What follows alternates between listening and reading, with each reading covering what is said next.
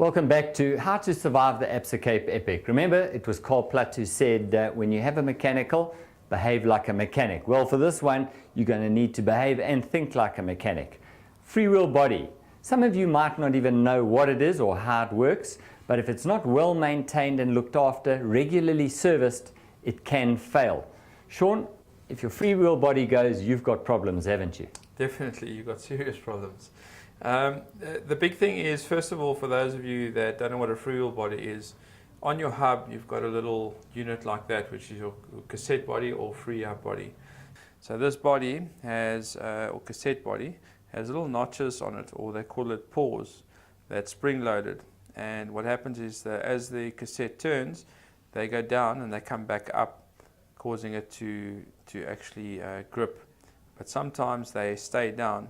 So it turns in both directions, causing you not being able to actually drive the wheel forward. If you look at this now, so the driving force on this body now has gone. So no matter what direction you actually pedal in, it's now freeing, so there's no driving force on the wheel.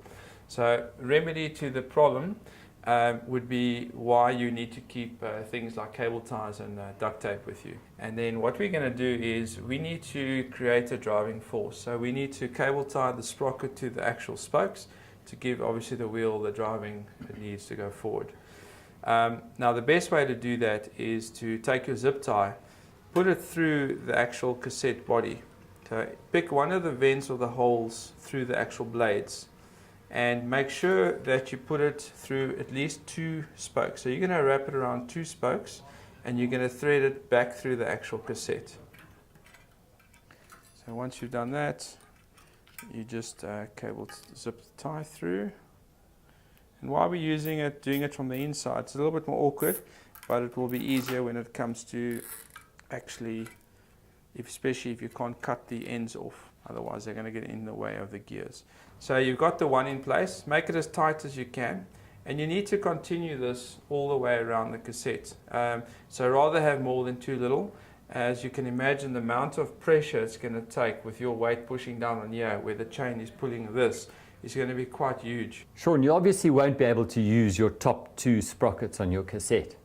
You will be able to use your gears, but just bear in mind, when you get up your halfway point, don't go up to the 2 or the top 3, because that will cause another problem where the chain gets tangled up in the actual cable ties. So once you've done all the cable ties, you can see now when you apply the pedal force, the wheel now goes around.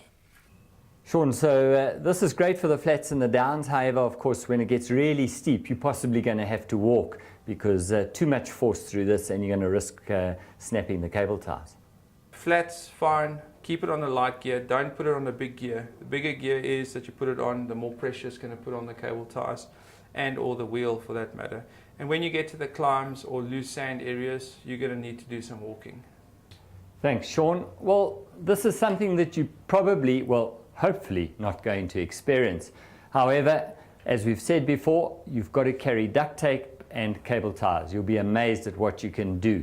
If it does happen, you need to calm down. Just remembering, as Sean said, this is just to get you to the finish. Once you get there, you look for your local mechanic or Sean Whiteman, and they'll have to put a new freewheel body on. But it certainly will save you a lot of time.